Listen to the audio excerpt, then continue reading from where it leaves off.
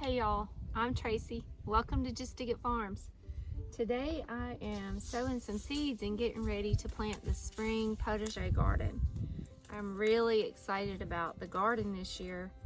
I've got a lot of new varieties that I'm going to be trying, and I'm just really excited. I'm going to fill all of these garden spaces up with vegetables and fruit. We're extending the potager garden and adding more fruit to the garden. So we're going to be filling these spaces up with vegetables and fruits and herbs and flowers and beneficial flowers and flowers that attract pollinators and medicinal herbs and culinary herbs. And I'm just really excited about the garden this year.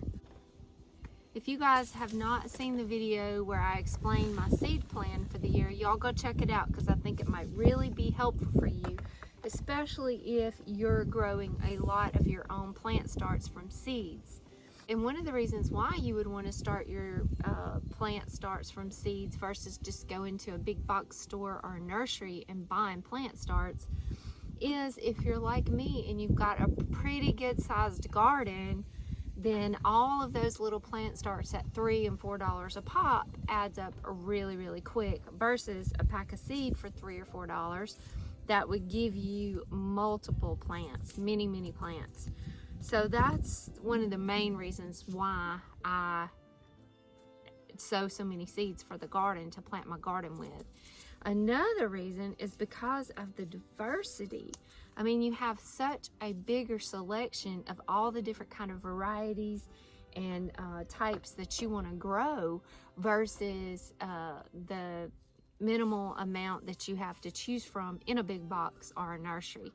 So I'm excited about that because I have so many different fun varieties that I'm going to be trying this year. Now I have my tried and true varieties that I always plant no matter what, like Cherokee Purple and certain peppers. I mean, there's just certain things that we absolutely love and I always plant.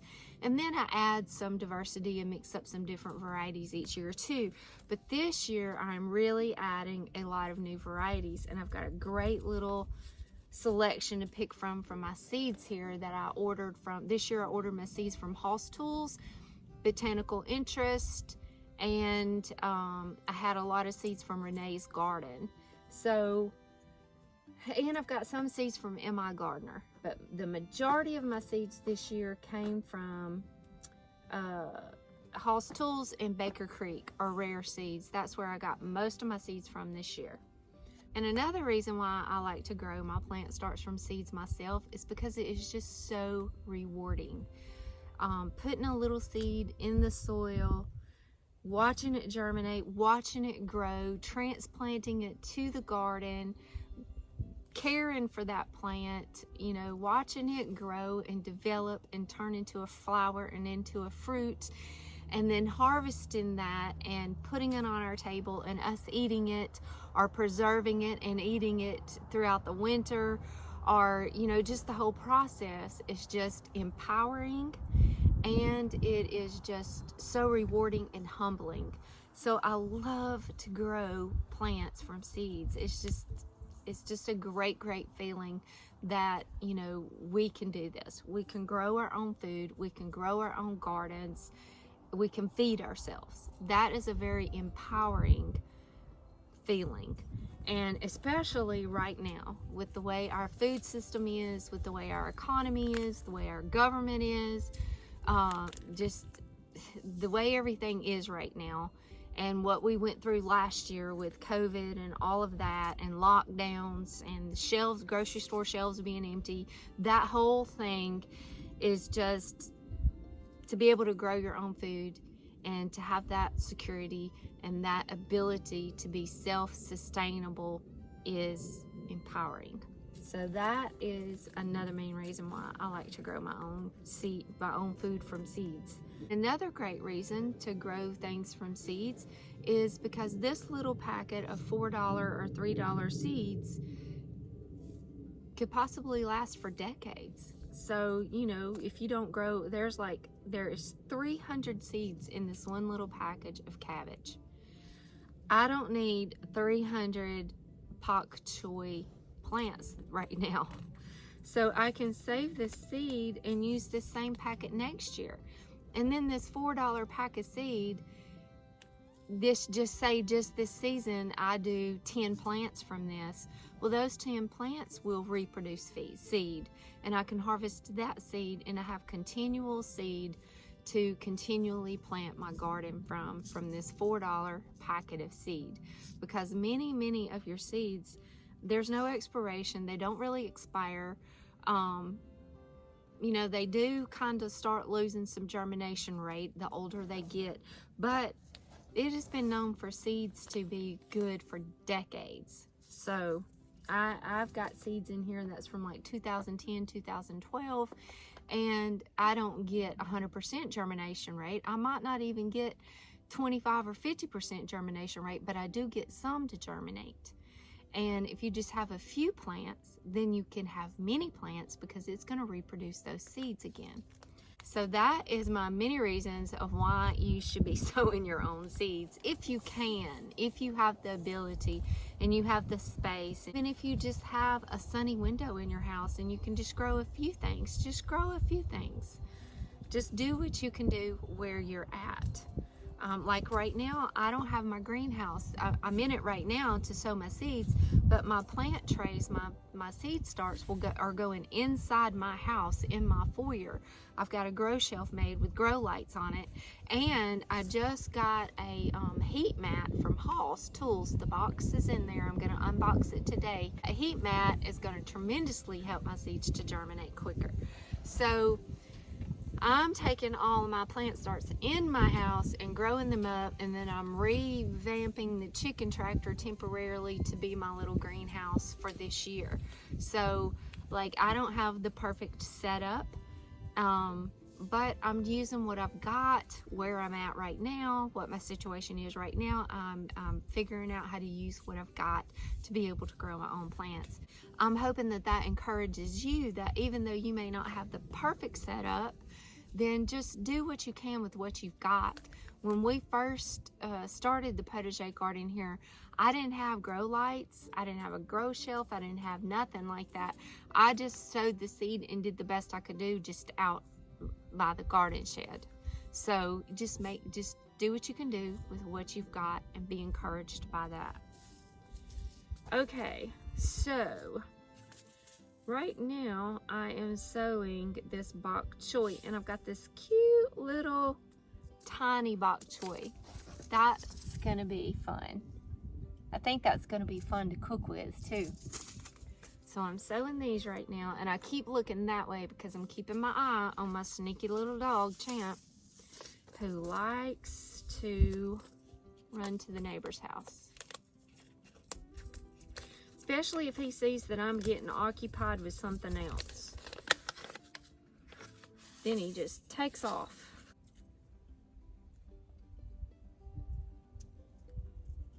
So it is February here in central Alabama, and today I am sowing broccoli, some pak choys and bok choys. I've already sown my Brussels sprouts, cauliflowers, and cabbages, and they're already pretty good size. I'll show y'all those in a minute when we go in. I'm doing my Chinese cabbages and my broccoli. I've got some lettuces I'm gonna start.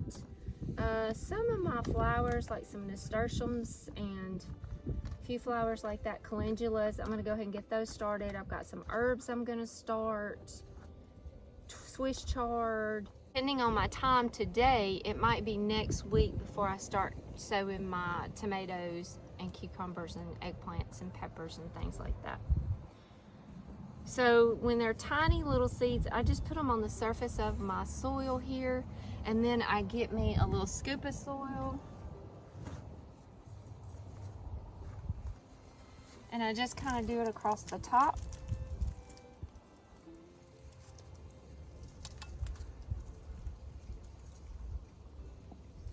Just a thin layer, just enough to cover the seed. Then I get me some perlite and just kind of put it across the top. And this is also mixed into the soil as well. It just helps with drainage, with moisture control.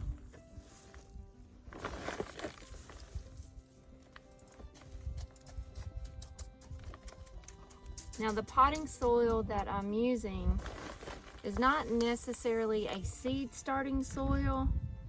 It is Berger Pro Mix is what I use, and I like it. I like it a lot because I can buy it in this big bale, a big compressed bale, and I get a whole lot.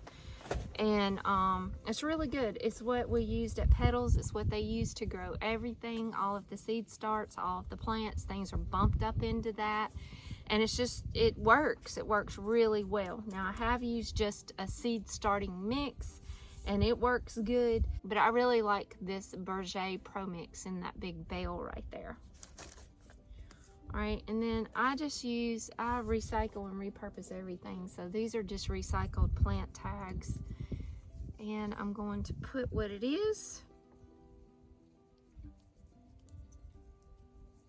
the date, and the seed company.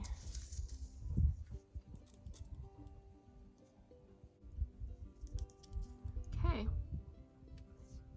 and that is it for that one. And then I'll water it in really good in a minute. I'm not going to grow a whole lot of all of these cool season vegetables like the Chinese cabbages and broccoli and Brussels and all those type things that are cool season vegetables. I'm not going to grow a whole lot of those right now for spring, and I'm not going to really do much succession sowing on those because these are all cool season vegetables, and really for us, our springs are usually, for the most part, pretty short. Like we start moving into summer pretty quickly, and these type things do not like all of that heat and humidity, and they'll start bolting and they won't be any good. And I don't want to take up a whole lot of space in the garden for these vegetables that you know, they're not gonna make it for very long. In fact, some of these is iffy if I'm even going to get them, because it's going to depend on how fast summer comes for us and how short our spring ends up being. I just want like another little round of some fresh broccoli and cauliflower and the cool season stuff for our early spring. But I'm going to leave most of the spaces in the garden beds, the potager beds, for my summer vegetables, like my potato beds and my tomatoes and cucumbers and peppers and watermelons and the pumpkins and all the other things that I want to grow. But I still want to try to get in another little round of some cool season vegetables, but not a whole lot. Next, I'm going to do these purple Vienna kohlrabis.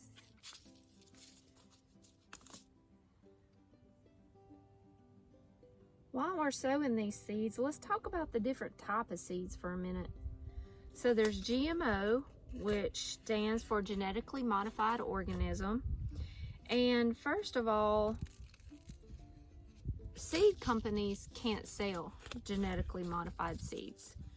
And if you get a seed packet and it says non-GMO, I think that they basically put that on your seed packet just because not everybody understands that genetically modified seeds can't be sold. It's illegal to sell to just a home gardener, that we can't buy them and they can't sell them to us. And I think that it's just put on the seed packets non-GMO just because that's such a concern for everybody. And then I think if, you know, for the people that don't really understand that you can't buy genetically modified seed, that is a comfort. It makes you feel better about buying that seed, that you understand that it is not a genetically modified seed. So I think that that's why it's put on these packets, but you can't buy them. Like as a home gardener, you cannot buy them. Now what you do need to have some concern or some awareness about as far as the genetically modified seeds is if you have a farmer that is near you that is growing commercially or big agriculture, they're growing corn, they're growing big ag that is anywhere near you, and there could be cross-pollinations happening from their seed to your garden, then, and they're growing genetically modified seed, then that could be a concern for you. But for the most part, you really don't have to worry about, is it GMO or non-GMO seed. Now I'm going to sow some of my lettuce seeds. I've got a lot of different varieties here. I love a salad bowl with just lots of different kinds of lettuces in it. And this one right here, I'm really excited about, this little gem. Don't that look delicious? That's going to be fun to eat. Okay, another type of seed to talk about is open pollinated. So open pollinated means the variety is stabilized and the seed will be true to whatever it is. So what that means is if you take this seed right here, open pollinated seed, you take this, you plant it, you grow it, it produces its new seed, and then you harvest that seed from the plant, and that seed will be true. You can take that seed and plant it next season, and you'll end up with the exact same variety that this is. The same traits, the same qualities, same characteristics, same flavors. You'll end up with the exact same seed. So that is an open pollinated, and that, if you're wanting to save your seeds, be more self-sustainable, save your seeds and use those seeds to replant next year, and you want it to be the exact same variety as what you have, then you would want to get open pollinated seeds. Another seed type to talk about is heirlooms. So all heirlooms are open pollinated, so they're all going to be true to type. They're going to be a stabilized seed, and they're going to be true to what they are. But not all open pollinated seeds are actually heirlooms. Heirlooms are just rich in history. They're seeds that have been passed down through generations, and they're just old open pollinated seeds, and they have rich history. There's a lot of history usually behind an heirloom seed, and that's what I love about heirlooms. I love that history of where it come from, and just how it got passed down, and just rich history in heirloom seeds. And then we've got hybrids, and hybrids are seeds that have recently been cross-pollinated. So they're not going to be true to type. They're not going to be stabilized seed. So if you plant a hybrid tomato seed, then the seed from that is you're not going to end up with that same exact type fruit. Now you will end up with tomato, but it's not going to be the same characteristics or flavor or whatever as the tomato that you have planted. It's going to just be a genetic mix-up. So that's a hybrid. Now there's nothing wrong with hybrid seeds. Hybrid seeds are usually really good seeds because they've been crossed to create a specific kind of characteristic, or to make the tomato plant or whatever more disease resistant, or more pest resistant. So there's nothing wrong with the hybrid seed. It's actually a really good plant is produced. It's a stronger plant. It's got more resistance to things, but it will not be true to type when you go to save that seed and replant it. So hopefully that'll help you have a better understanding of the different types of seeds, because when you're purchasing seeds, that might be something that you want to keep in consideration, because if you're wanting to save your seed, then you're going to want to get open pollinated or heirloom seeds to be able to save your seed and it be a true to type plant. If you're wanting to grow tomatoes to produce just a whole lot of tomatoes so that you can or preserve, or so that you're taking them to market and you need a whole lot to sell, then maybe you want to go with a hybrid variety. Anyway, it's just helpful to know what type of seed that you're purchasing to help you with your plan of what you want to do for your needs.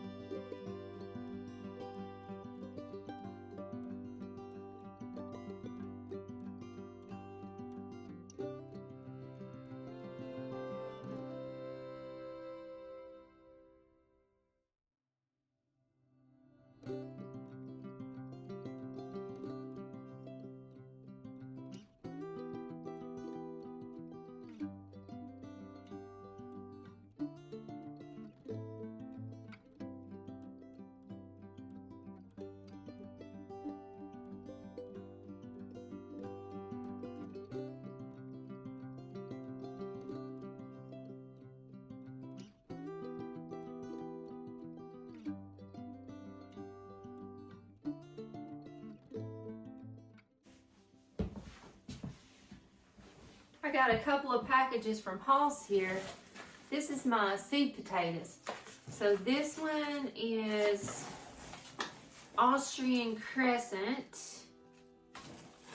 Awesome. Look at this big bag. Lord. This is a 5-pound bag of seed potatoes. I really only got one bed designated for potatoes. It looks like I might have to come up with some other growing space because I got a lot more in here. All right, this is German Butterball. And this one is Yukon Gold. And this one is Norland Red. Now these are certified seed potatoes, 5-pound bags each. My goodness, that's a lot. So I'm going to be opening these up soon and spreading them out and letting them sprout. Let them get their little sprouts on them a little bit more and get them ready to go in the ground here real soon. Won't be long, it'll be time to put these in the ground. So there's that. And then I got my germination mat. Chase and Jean already got it out for me, and I've got it spread out on the floor here so that it was all rolled up, so we're trying to flatten it out.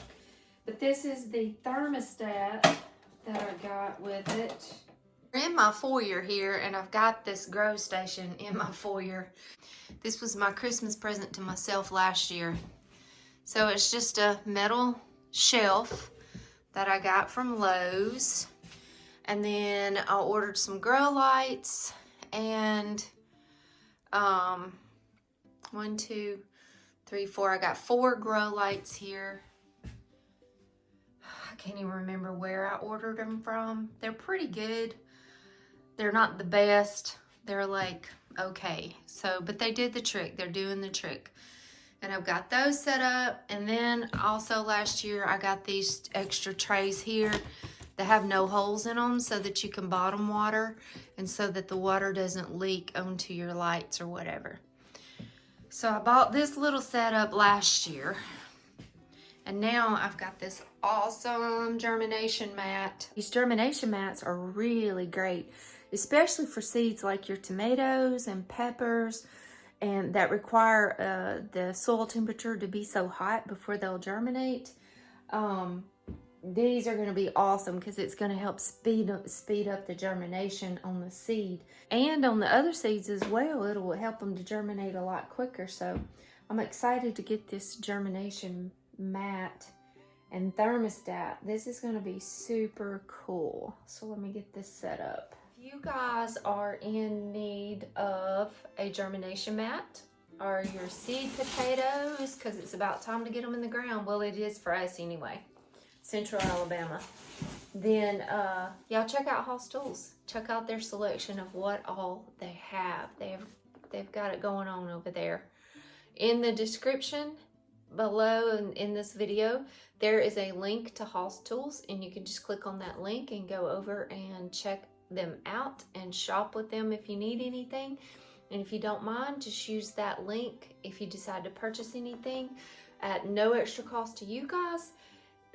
We get a little bit of a commission off that. So check out Hess Tools. They're great. And speaking of Hess Tools, let me remind you guys that April the 23rd from 9 o'clock to 5 o'clock at Petals from the Past, they're having their annual Antiques in the Garden event, which is awesome. It's a 2-day event, Friday and Saturday, April 22nd, 23rd.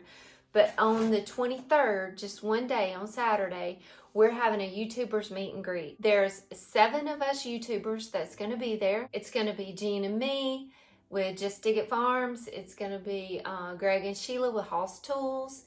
It's going to be Wes and Angie with Naked Hog, Jason and Lauren with Cattywampus, and Jason and Brooke with Cog Hill, Holly Miner with Simply Lake and Lace, and Kayla Friday with Little Cahaba Junkin. And we're all going to be there to just hopefully get to meet some of you guys.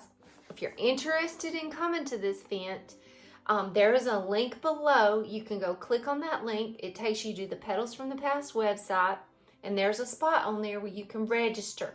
Now, this event doesn't cost any money at all. It's totally free, but we're just asking that you go register so that we can have an idea of how many people are planning to come, so that the staff at Petals can make some great accommodations for you guys. I am looking forward to it, and I really hope that we get to meet a lot of you guys. All right, you guys, I'm going to cook dinner. God bless you, and I'll catch you on the next video. Hey y'all, I got a birthday this month. February 23rd is my birthday. So I thought a great way to celebrate with you guys would be to do a special video where I answer all of your gardening questions. So y'all send me your questions and join me on Wednesday night, February 23rd, and we'll have a sit down talk and talk all things about gardening, and we'll try to answer as many questions as we possibly can.